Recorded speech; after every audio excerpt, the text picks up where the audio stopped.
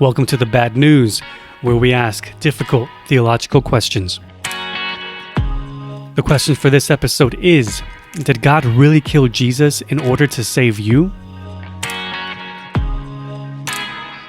The modern interpretation of the relationship between God and Jesus is that God gave his only son to the world specifically to kill him, so that by his death we could get access to heaven after we die. That entire theological point of view is wrong. A huge part of why that narrative is popular today is because the majority of Christians haven't read the New Testament cover to cover. They only know bits and pieces by what they hear on Sunday from their pastor. An even higher percentage of Christians haven't even read the Old Testament, which is unfortunate because it is in the Old Testament where we understand the purpose of Jesus as the Messiah and Christ. So what is a Messiah or Christ? It's important to understand that the word Christ is the Greek translation for the Hebrew word Messiah, which translates into English as the anointed one. That's why Christ is not Jesus' last name. It's actually a label or a phrase. So when you say Jesus Christ, what you're actually saying is Jesus, the anointed one. To understand what the phrase the anointed one means requires an understanding of ancient Hebrew culture found in the Old Testament, where the Bible teaches us all about what the purpose of an anointed person is. But before we dive into that lesson, here's a few examples of anointed people in the Bible. Numbers 3:3 says, the sons of Aaron were anointed as priests. 1 Samuel 24:6, King David said, God forbid that I attack his anointed one, Saul, for God has chosen him. 2 Samuel 2:4, then the men of Judah came to David and anointed him king. 1 Kings 1:39, priest Saduk took olive oil and anointed Solomon as king. When you read the Old Testament, you'll see that every king Israel has ever had was considered to be anointed. Israel has had 41 kings and one queen. So as you can see, Israel has had many messiahs. Jesus was not the first. But this goes even further back than just the kings of Israel. Before Israel had kings, its rulers were known as judges. Originally, God was known as the one and only king of Israel. But he wasn't king for long because the people demanded a human king. They said, every other nation has a human king. We want one as well. Surprisingly, God was cool with that, so he anointed some shepherd boy named David as king. What is the characteristical role for a Messiah? What is the job of an anointed person? That answer is clearly found in Judges chapter 2, where we read, if Israel becomes corrupt and is no longer just and righteous, they will be handed over to their enemies. But if they turn from their sin and cry out to God, then God will raise up a judge to save them from their attackers and to keep them on God's perfect path. Because God had pity on his people who were burdened by oppression and suffering. However, if the people return to their corrupt ways, refusing to give up their evil behavior, God will allow Israel to be overtaken, conquered, and oppressed.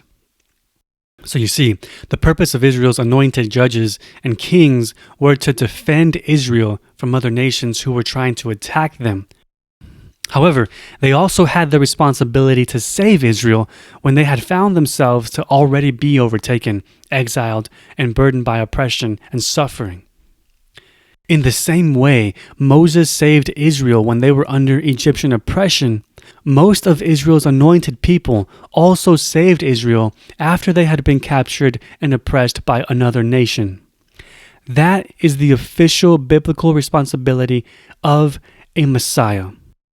Their one job is to release the captives from their captivity and to free the oppressed from their oppression. Israel's judges and kings were considered to be their saviors and protectors. All except for one. The very last king of Judah was attacked and overtaken by the kingdom of Babylon. After that defeat, no other Messiah would ever save Israel again. They would experience the burden of oppression and suffering from that moment forward. If we recall why God allowed Israel to be overtaken and oppressed, is because Israel failed to walk in obedience to God's justice and righteousness. They had become corrupt and refused to give up their evil and sinful ways. They refused to listen to their own prophets, who were telling them to stop oppressing the needy, to stop turning a blind eye to the suffering of orphans, widows, immigrants, and to take care of the hungry, thirsty, and sick. Their own prophets would tell them to stop acting like they loved God while taking advantage of others for their own selfish gain. They were using religion as a veil to cover their own sin. In Isaiah 1, verse 10, the prophet Isaiah even goes as far as to say that the leaders of Israel had become the leaders of the new Sodom and Gomorrah. And in Ezekiel 16:47, Ezekiel says that Israel has surpassed Sodom in corruption. That is no small critique. Any pastor will tell you that Sodom and Gomorrah are the worst cities in biblical history, but they forget to mention that Israel had become even more corrupt and evil than them.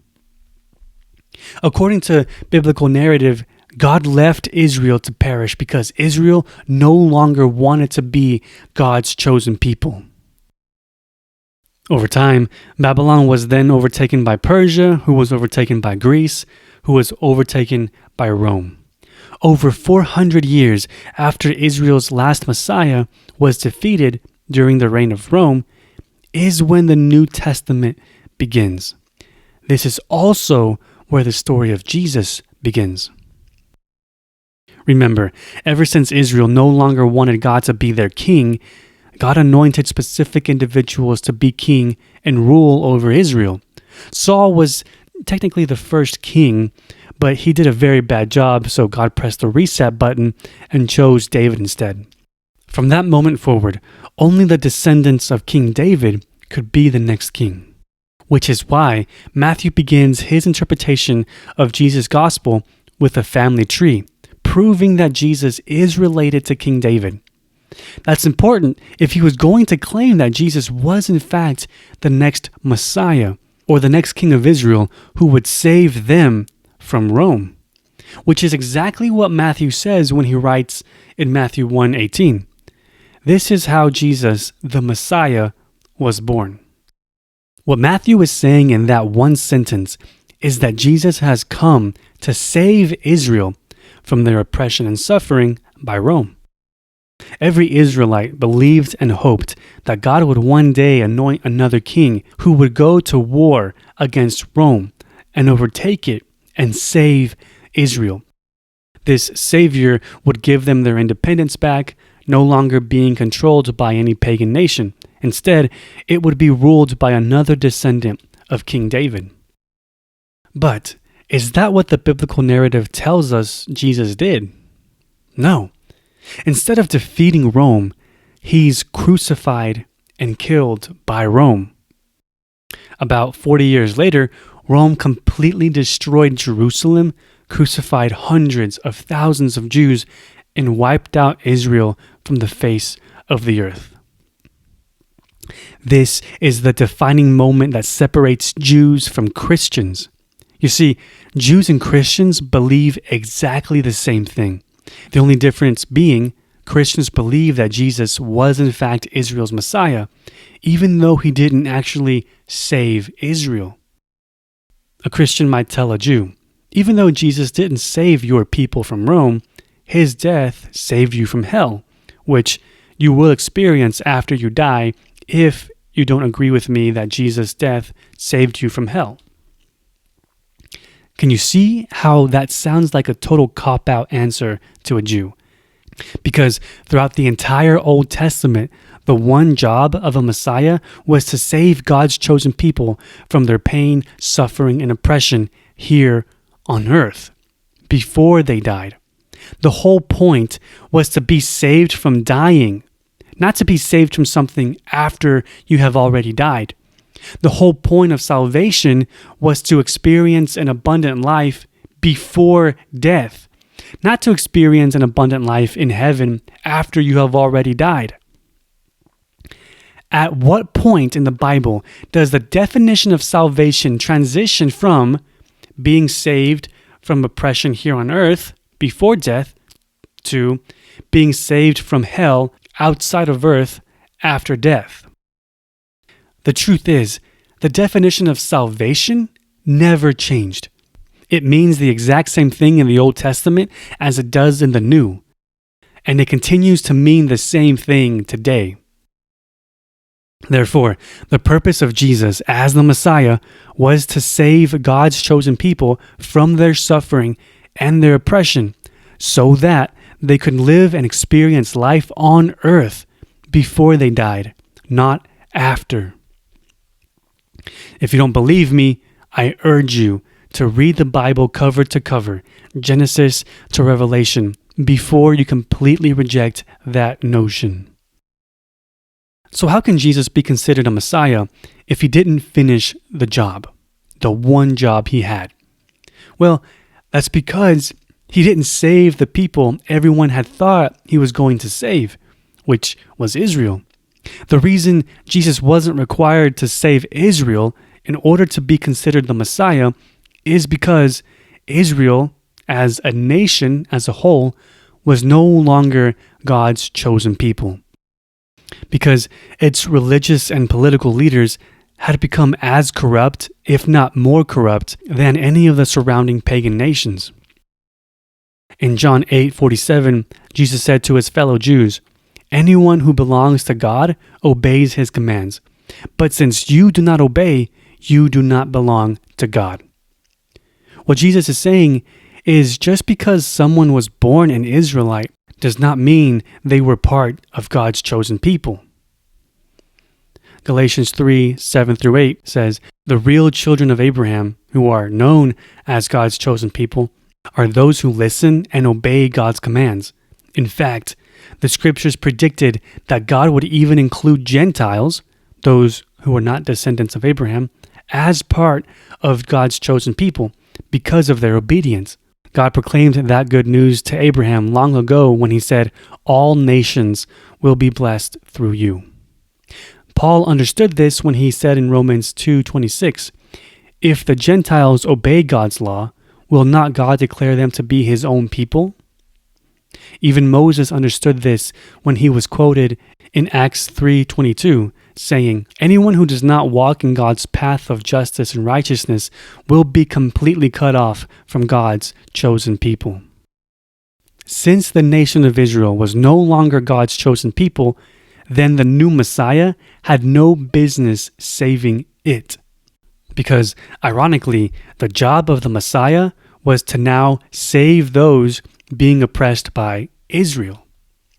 This is why we see Jesus flipping tables, whipping people, and calling them snakes and sons of vipers. If you think that I am harsh when I criticize Christians, check out what Jesus says to the church and pastors of his time. I'm going to be reading Matthew 23, beginning in verse 2. Remember, this is Jesus talking. The teachers of religion are the officials interpreters of God's law, so practice and obey whatever they tell you. But do not follow their example, because they do not practice what they teach. They crush people with unbearable demands and never lift a finger to ease the burden. Everything they do is for show. What sorrow awaits you, teachers of religion? You are all hypocrites, because you shut the door of the kingdom of God in people's faces, and you refuse to go in yourselves. You turn people into twice the children of Satan that you are. You're careful to tithe to the temple, but you ignore what is even more important, which is to seek justice for the least fortunate. You are so careful to clean the outside of the cup, but inside you are filthy, full of greed and self-indulgence. You are like beautiful tombs on the outside, which are visually clean, but on the inside you are filled with corruption and death. Outwardly, you look like righteous people, but inwardly, your hearts are filled with hypocrisy and evil. You are indeed the descendants of those who murdered the prophets. So go ahead and finish what your ancestors have started. Jesus actually said those words. I am not alone in calling out the hypocrisy of religion. I'm simply following his example. I guess you could call me a Christian. No surprise, the leaders of Israel took Jesus up on his challenge to murder him. They wanted him dead because they knew that if they didn't stop him, Jesus would actually succeed in taking down their corrupt schemes in which they were oppressing their own Jewish people and profiting from their suffering. Which is why, when a wealthy religious leader asked Jesus what he ought to do to follow him, Jesus told him in Luke 18, starting in verse 22, "Sell all your possessions and give the money back to the poor. Then you can follow me."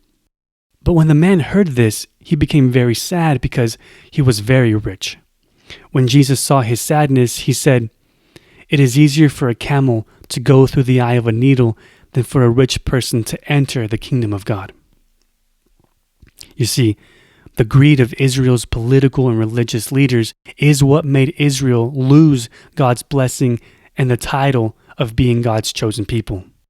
They had become the very monster they hoped that the coming Messiah would destroy.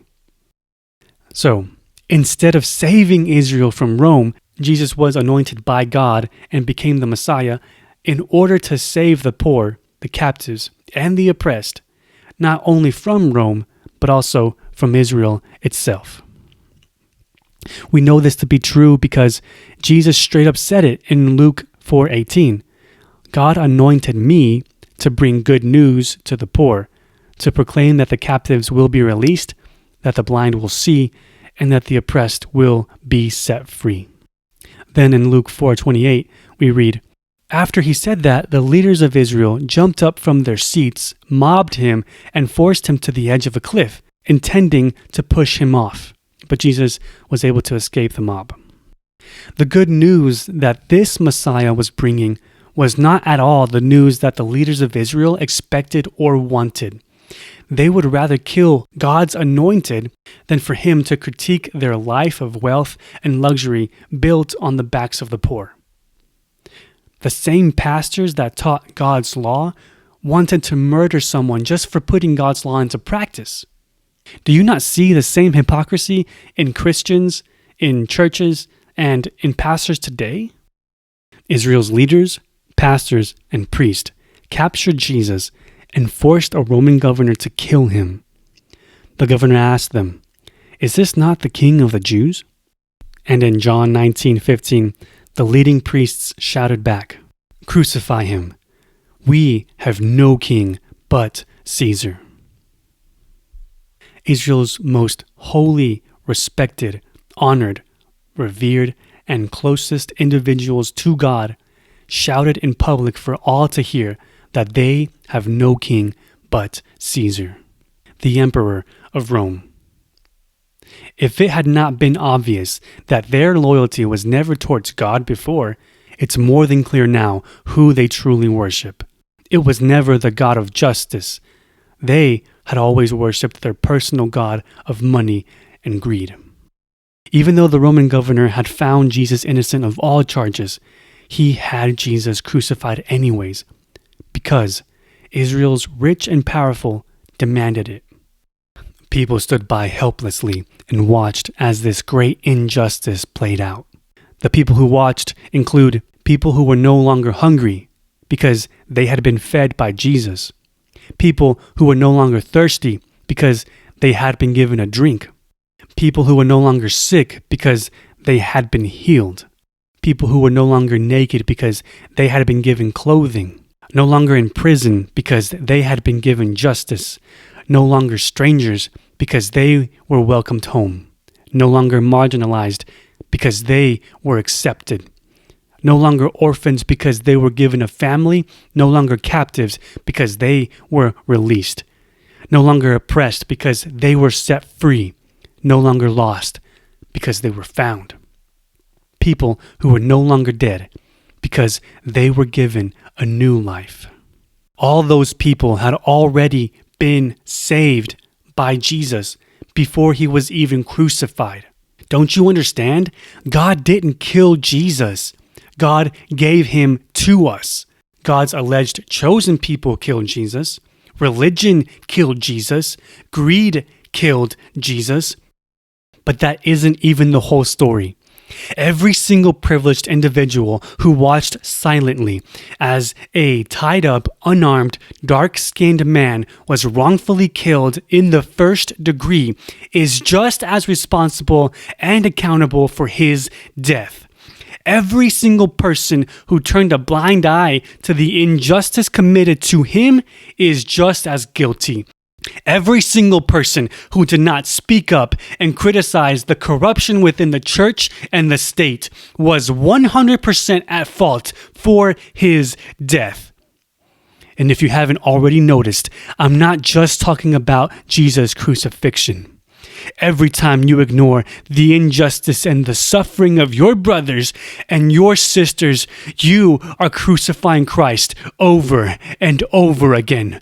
Every time you watch silently as corrupt systems of power oppress and murder those who don't have a voice, you are taking part in oppressing and murdering Jesus. Every time you fail to criticize evil just because it doesn't affect you, then you fail at following Christ. Therefore, you are not saved. To answer the question, did God kill Jesus in order to save you? The bad news is you reject salvation every time you kill Jesus with your silence.